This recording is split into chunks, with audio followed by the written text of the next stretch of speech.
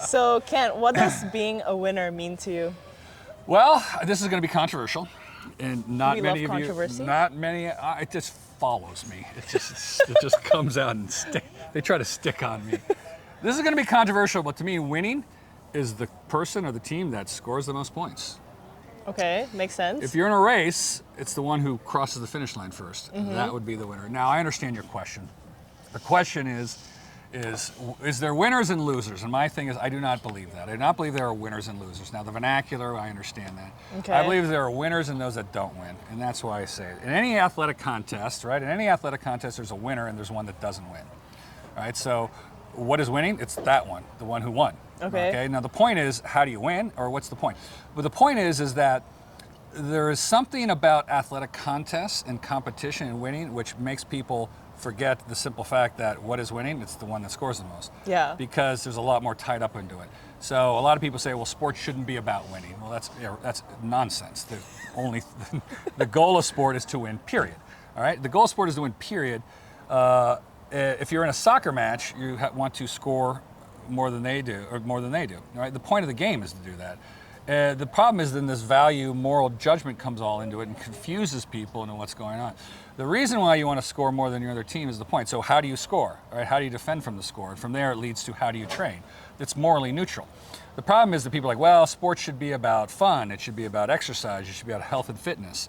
It should be about socialization. And I agree with all of that, okay? You can agree with that while understanding there's a higher truth to the whole situation. So I agree, especially in youth. There's no reason why youth shouldn't be all about fun. Right? Okay. If you're a kid, all youth sports should be 100% fun, except for the small group of people who want to train to be elite or professional athletes, which not everybody does. So what I talk about is winning at the highest level, at the elite level, in children or their parents that want their children to be Olympic champion or professional athletes. That small group of people. But for everybody else, have a blast. Just go out there, have fun, learn, be healthy, be exercise. That's so. So now you understand where I'm coming from when I talk about it. When I first started writing about it, it happened in COVID. Like you said, you started with your podcast. I started writing and thinking about this when I was during COVID. And I thought, well, I want to write about the difference between the one that won and the one that didn't win. The ones that didn't win. That's it. Yeah. And I started investigating that from an academic perspective, as I talked about. I looked at it from an academic perspective because I was interested in it, and it's a hobby of mine. Yeah. And I thought there's absolutely nobody who's going to be interested in this stuff. I thought the amount of people that are going to be interested in this is nobody. Why? Why did you think that? Because I thought, like, it's so obscure. It's not about winning. Well, it should be about other stuff, like this whole moral thing. What about the kid? Like, I get it with the youth. Like, so when I first started publishing some of this stuff, I got all this pushback. Oh, really? Oh, yeah. They're like, well, what about the athlete who goes for it and ends up a drunk in a bar? I'm like, yeah, tough for him. That's what happens when you're dealing with elite athletes. Yeah. And again, you just, by the nature of your question, why would anybody have to ask what winning is? It's the person who, well, does that make the people who do not win something worse? No, it just makes them the ones that didn't win. Yeah. Right? And why didn't they win? And what you find is that the winners are different. They do things differently. Everyone thinks so back in the day, they used to think that winners were more morally superior. Right? Oh. So it's like, again, when you look at the theology or the philosophy of sport, it changes. That's why, they believed amateurs were better than professionals because the spirit of sport was better. There's all this so crazy religion around sports. Yeah. Right. So they thought now they think you're genetically superior. Well, he just got something we don't have. Michael Jordan has just got some genetics that are different. So they don't actually look to see what these athletes have done and how they do things differently. Yeah. And you see it in coaching too. All right. So the pushback was along the lines of all the bad stuff that happens because of professional sports and competition. Bad stuff? Bad stuff. What do you mean by bad stuff? Oh, guys are like crashing their cars, they're shooting people. When you get into elite athletes and elite athletic performance, you get people who are on far edges of some of the spectrum of humanity. Oh. Okay. You get a lot. All right. So, baseball players are stick and ball sports. Okay. There's hand-eye coordination resides in the cerebellum, and that's where antisocial behavior is and where anxiety is. So baseball players tend to be incredibly antisocial with high anxiety. That's why they go and take their baseball bat and bash the water cooler, which is weird. So you find a lot of antisocial behavior in baseball players. Now, so when I've worked with some baseball players, and they're like, well, they tell me I'm not good in the locker room. They tell me I'm not good in the offices, in the team offices. I go, that's really good. Like, you need to be more antisocial. Yeah. Like, go kick over more stuff and be more of a. I mean, it sounds funny. You laugh about it, but again, you're pushing into like, so nobody does not. We all understand sort of the downsides of sport, injury, burnout, all sorts of stuff, like, this illegal activity that goes on. But again, I am interested in, that's what I'm interested in. Yeah. Now when you look at it that way, it looks really fascinating to me, even more fascinating. So that was a little bit of pushback I got in the beginning. It's not all about winning. I'm like, that's the point. That's the only point. Oh, what about all this? That's true. So. Okay, so I think one of my favorite quotes of you is, winners think differently, they train differently, and they experience the game differently. Yes, they certainly do. So what separates those people from, other athletes? The winning switch. You decide to flip a switch inside of you and to do the things which will make you a winner. And most people do not want to do that for various reasons. All right? Who wants to be antisocial?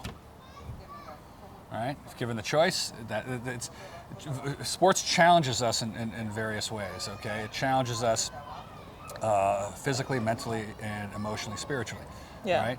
And it's that decision you have to make that sort of always violates your fundamental beliefs. That's the point. It's that hurdle to get over, all right? And it's the choice that you make. So I say winning is a choice. So first, I call it the art and science of winning. It's my look into sort of the art and science, the science of winning and how to win an athletic contest. Again, this has no application anywhere else, right? So this has nothing to do in business or in relationships, or this is just an athletic contest. It has no other, I don't claim to tell you this is how to win your relationship. No, don't know, all right? Okay. So that's funny because, and then I'm sorry, I forgot one part of the previous question was, another pushback I get is when I say, if you do not win, you're not any good, everyone goes ballistic. Like, what about Ted Williams? What about Ty Cobb? Yeah, they didn't win. They're not good.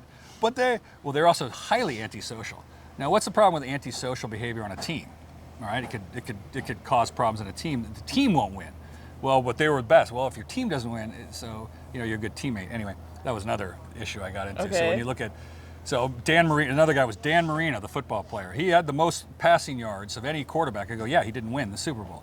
As a matter of fact, the time that Tom Brady threw for the most Super Bowl yards, was in 10 Super Bowls, won 7. The one he threw the most, he lost to the Philadelphia Eagles. So clearly, throwing the ball doesn't lead to winning. But yeah. So when I started investigating winning, I'll put it that way, and I started looking academically at winning, because I got hey, you go out and win, right? What did you do, Kent? I went out and win. So here's what's funny. This is what's great. I love this part. If you ever listen to ex-athletes, ex-athletes go, hi, my name is Kent Steffes, and you know what? I had a dream when I was young to win the gold medal, and I did. And you all, if you dream and work hard, you too could be an Olympic gold medalist. And that's fine, right? It's called you've heard that speech. Yeah, and I've given it 100 speech. times. Yeah. The motivational speech. Just always hold on to your dream. Believe in yourself. Believe yourself, work hard. Don't give up, never give up. Yeah. And so those are fine speeches. But I said, okay, and I didn't understand what I know now then. I just did, right? Yeah. So I was a practitioner without the knowledge, which is why I got interested in investigating it. Yeah. So I said to myself, okay, I didn't know that what I was doing was different from what other people were doing. Yeah. Like, you don't know what you're doing is different than what your competitor's doing. When I say they do things differently, I was doing things differently, not knowing they were not doing them. Yeah. Only afterwards, when I started, I read a lot of biographies of athletes and coaches and stuff like that. That's part of what I've looked for. And I started reading these things, and I started noticing these things. These really, really, they just say straight out, I did things differently. I did this, this, and this. Yeah. Right. It wasn't about working hard, although athletes work hard. Right. It's about these differences that I talk about. And Phil Jackson you get it a lot from the coaching side too. With the great coaches, Phil Jackson's books are phenomenal. I recommend that to anybody. Bill Belichick, you have to study his life. The way he talks about the game is another one. You know, and as a matter of fact, I read a book because I was into basketball. I read a lot of basketball coaching books. Like this guy named George Karl, he wrote a book because he didn't win, and he wanted to win, and you could tell what was deficient in his coaching, which kept him from getting his team over that end, versus what Phil Jackson was all about. Can you explain the differences? So Phil Jackson says if you run the triangle offense, you can't lose. So you'll win every NBA championship there is. I can't get my athletes to run the triangle offense. Why? Well, one, they're afraid. Okay, so you sit there and go, okay, so Phil Jackson, the coach, the winningest coach in basketball, said that his athletes were afraid. That's Michael Jordan, that's Scottie Pippen, that's Kobe Bryant, that's Shaquille O'Neal. Yeah. His athletes were afraid. Okay, that's not Okay. one thing you would think about. Yeah. So it's sort of how do they overcome that, or how did he get them to overcome that? So he'd always say, go to your safe space, whatever. There's a whole, I could talk about Phil Jackson forever. So why don't they want to run the triangle offense, which is a spread offense? It's also the same one that Kerr brought into Golden State. It's the motion flex.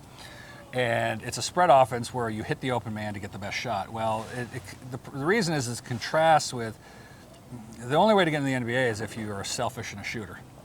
So the selfish shooter makes it to the NBA, then has to get into a team game where he's less selfish in order to win, and there's a conflict there.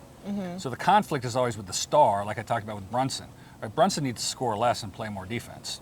What Phil Jackson said to Michael Jordan when he got in there, because Michael Jordan was not having success, is you need to score less and pass more. And Michael Jordan says, how does me scoring less help our team? And Phil Jackson says it does, and that doesn't make sense. That doesn't make sense. If I have a shot and make it, well, I just read Shaquille O'Neal's book just recently. I read Phil Jackson decades ago, and he was saying the same thing. He goes, if you don't get the other players in the game, yeah, I can make the play, but if I get another guy in the game down the stretch in the playoffs, he'll be ready. He'll be invested in the team.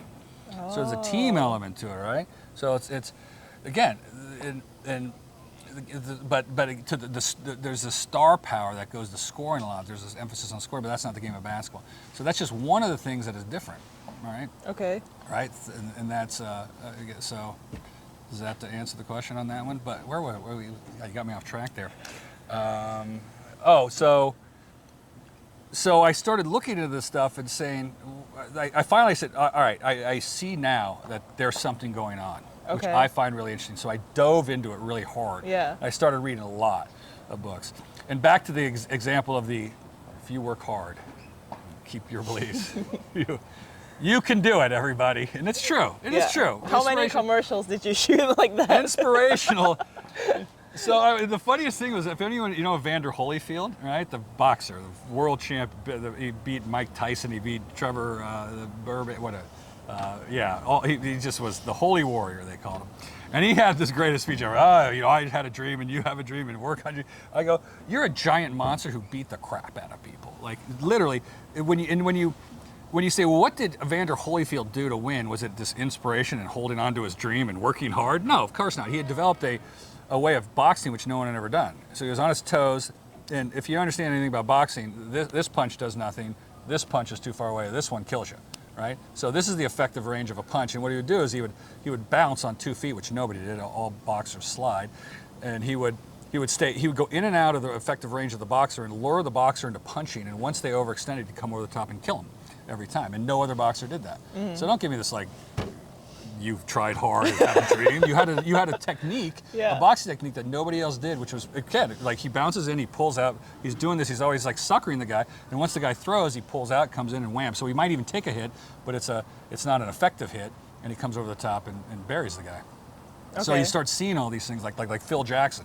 A triangle. So because people have tried the triangle offense and have failed, because it's not the triangle offense that's the problem, it's getting the athletes to do it. Belief in the triangle offense. Yes, yes. As Kobe Bryant says, I effing hate the triangle offense. He refused. He would break out because he wanted to go one-on-one. He wanted to go ISO. So it's the ISO versus the team.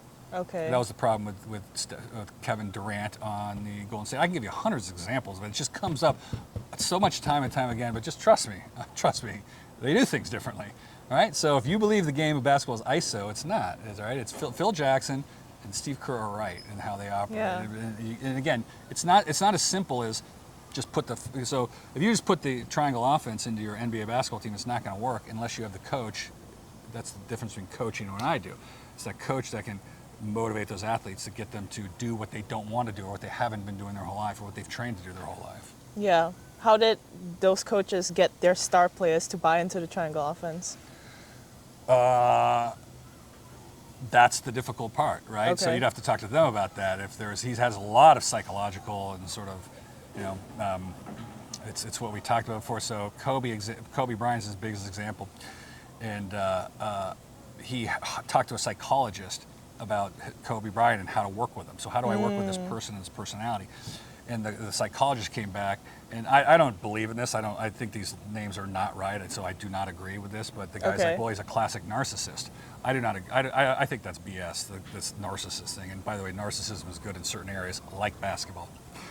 But he goes, and so the psychologist said, well, this is how we treat a narcissist. And he goes, well, I don't want to treat him. I want to work with him. Right. I want to get him to again, this is back to what I say. Is this a good thing in life or not a good thing in life? Yeah. So we have what's called a, whatever cluster, whatever personality. Yeah. We don't cure them. We actually learn how to work with them and help them advance it. Like I said, you want the antisocial baseball player to be more antisocial, Yeah. but you don't want don't go kicking over, chairs in the office. Just be antisocial somewhere else. Yeah.